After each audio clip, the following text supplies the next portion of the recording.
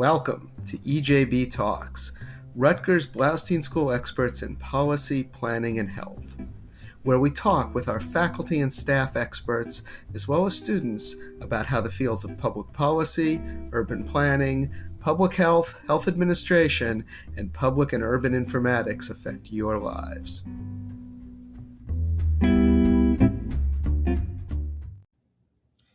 Welcome back to EJB Talks. I'm Stuart Shapiro, the Dean of the Blaustein School of Planning and Public Policy, and the purpose of this podcast is to highlight the work my colleagues and our alumni in the fields of policy, planning, and health are doing to make the world a better place.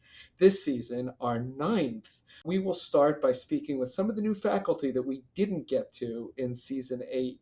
We're going to start with the professor who is going to be our concluding episode for Season 8, Professor Mark Paul, who teaches in our public policy program and has a new book out, The Ends of Freedom.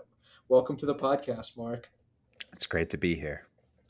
So we will get to the book. I think we'll probably spend quite a bit of time chatting about it. But first, I wanted the audience to get to know you a little bit. And if you could tell me how you became an economist, what's the dark story there, and how you became interested in environmental policy in particular.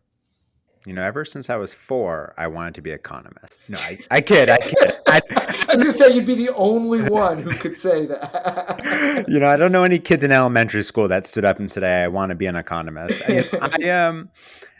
I grew up on DiGiorno pizza and bagel bites and not necessarily the best food. And thanks to public broadcasting, Julia Child instilled a passion for French food in me.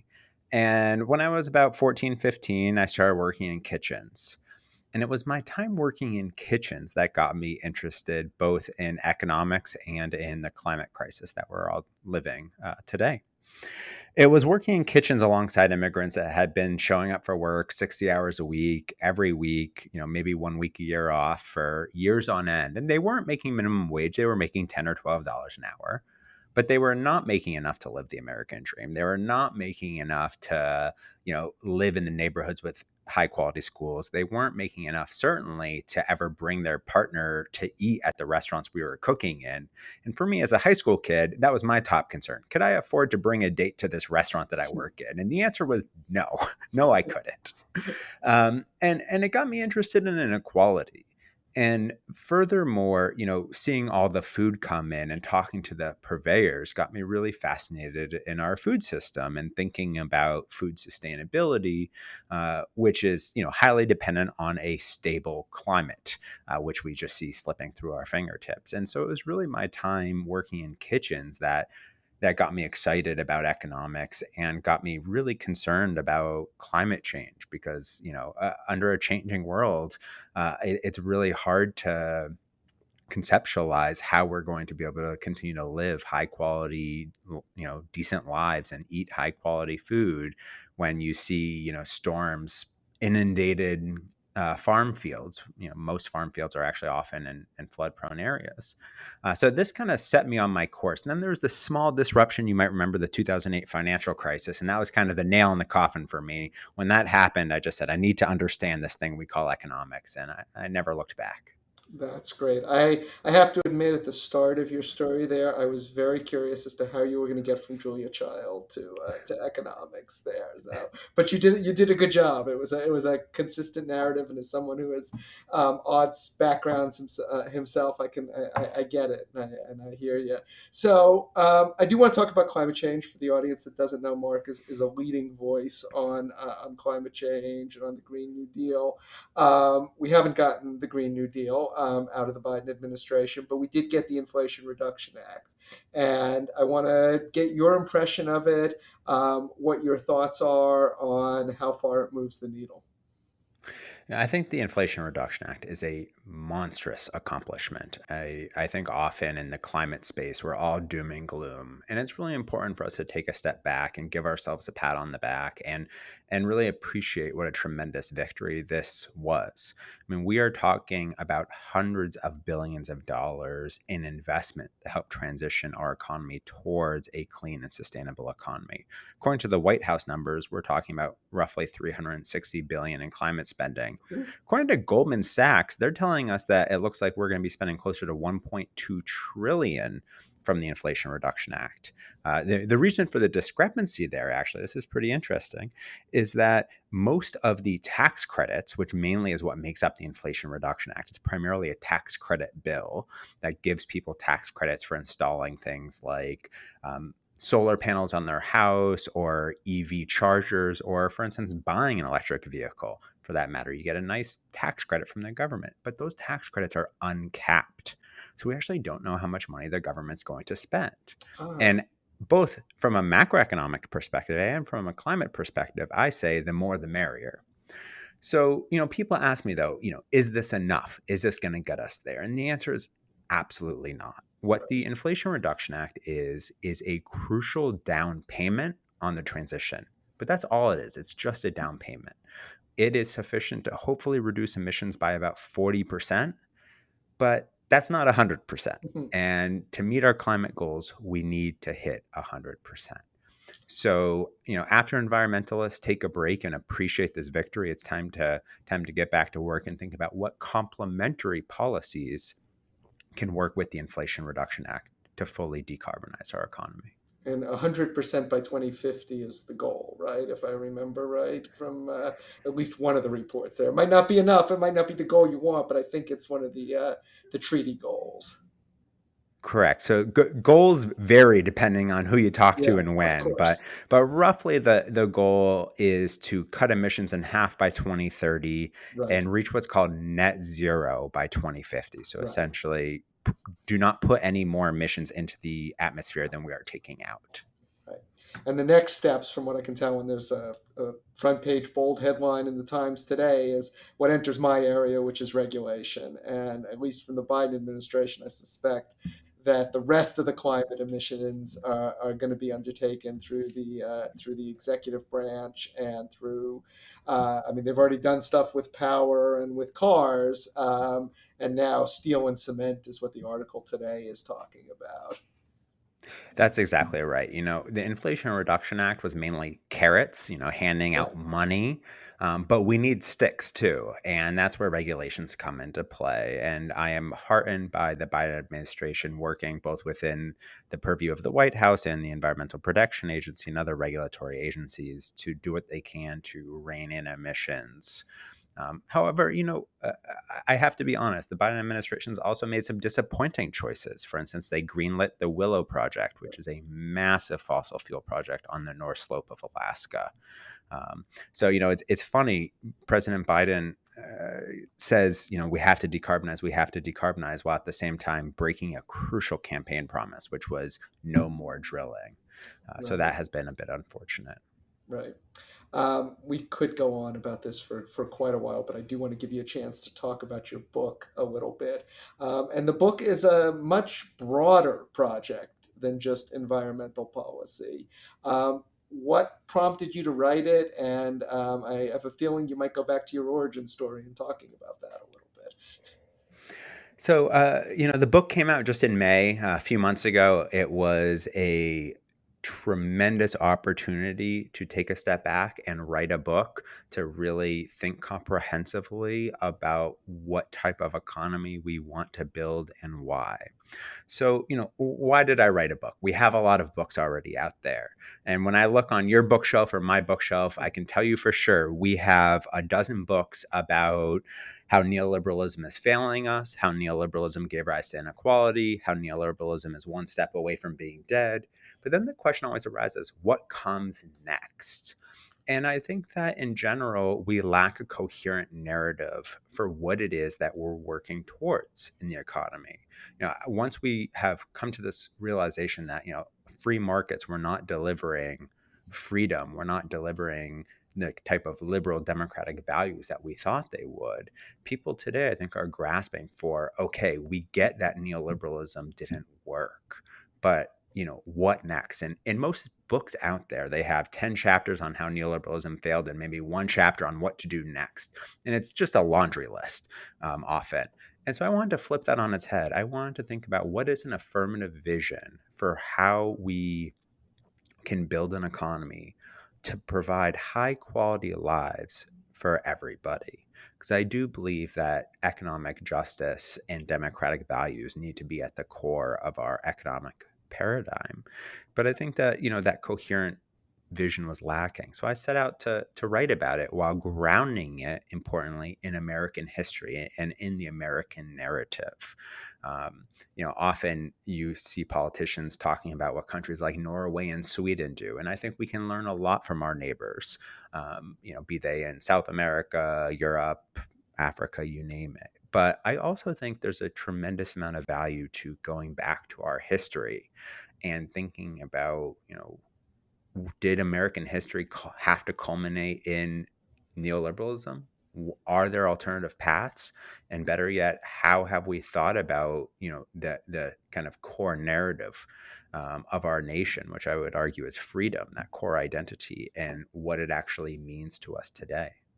So you used the word narrative, I think, three times there, and I want to pick up on that a little bit because you take as the jumping off point in your book FDR's second Bill of Rights, and few politicians in history, and I love history, particularly American history. Few politicians in history were as good at establishing a narrative as FDR was.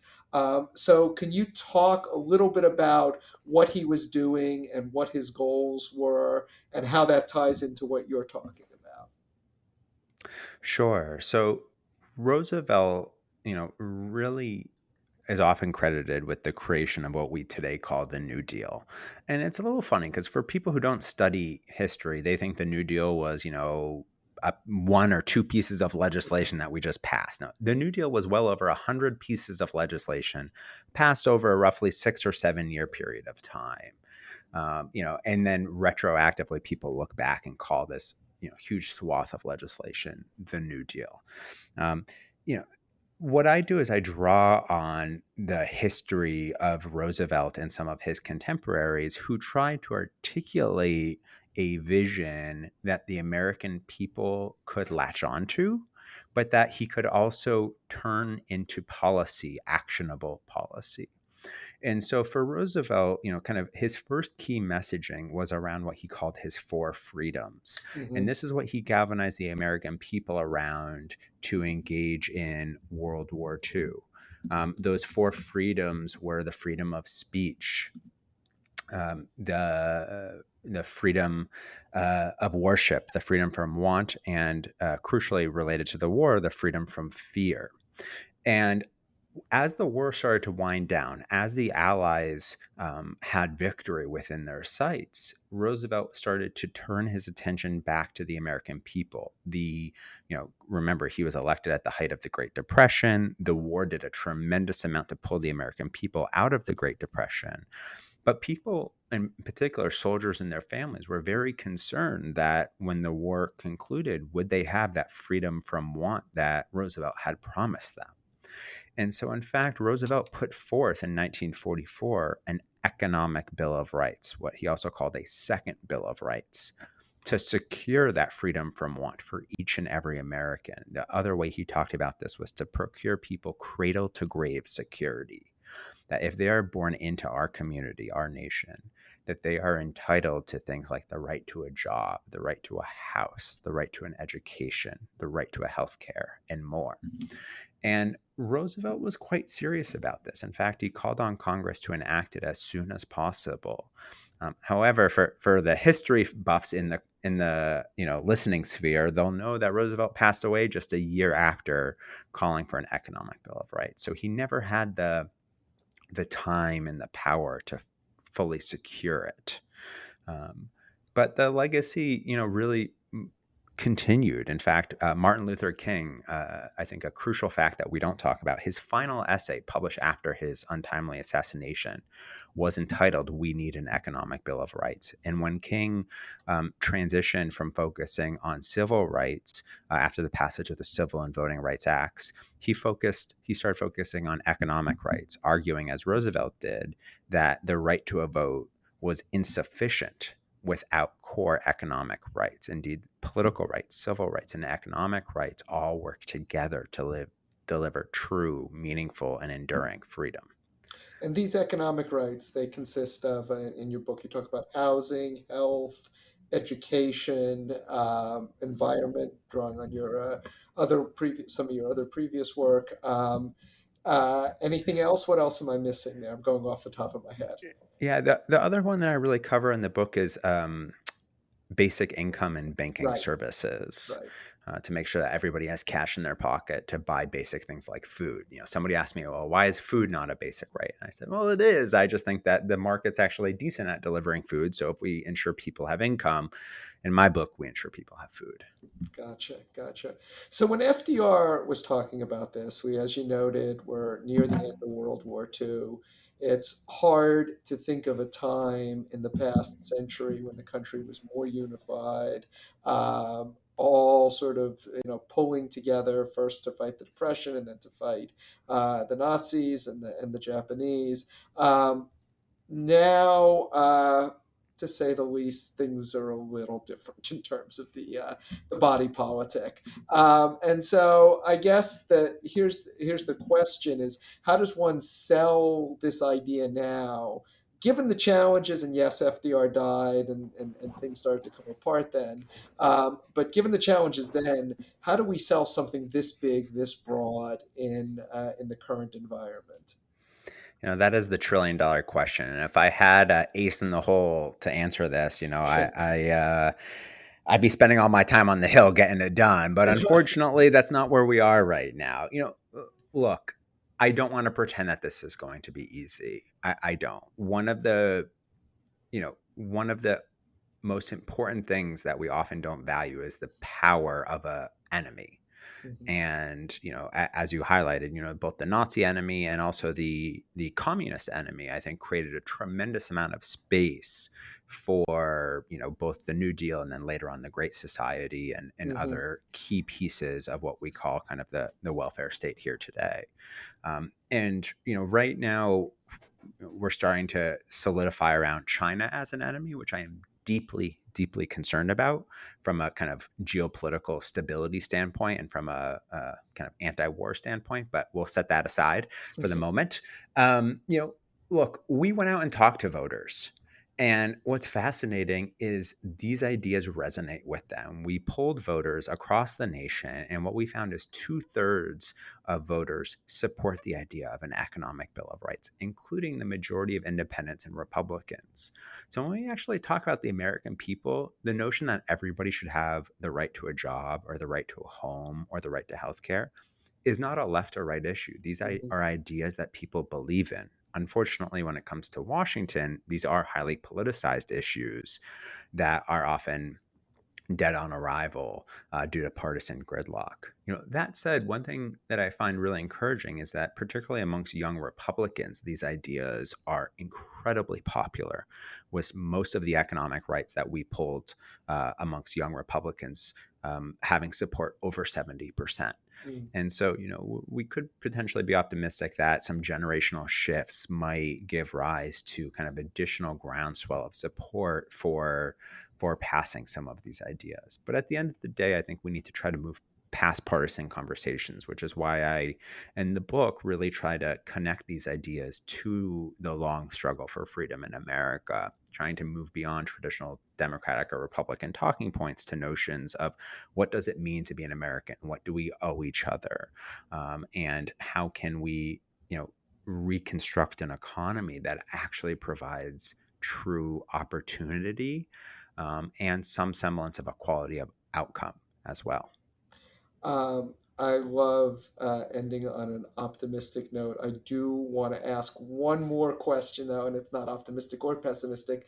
I've always found after writing a book, you're like, oh my God, okay, so now what next? Because I'm sort of starting from scratch again because I put everything into that book. Maybe I've gotten, a few separate things that come out of it, but it really is time for the next project, next idea. What's next for you? Yeah, it's such a hard question because I agree with you. When you finish the book, you just you it's like having a second child. I had it right around the time I finished this book. I also had my first child, and there were some similar emotions. What's next is I've been pivoting quite a bit towards working on what's called supply side fossil fuel policy. Mhm, So there's a tremendous amount of work in the environmental space on demand side policies, which is how do we increase the demand for renewables and mhm, decrease the demand for fossil energy.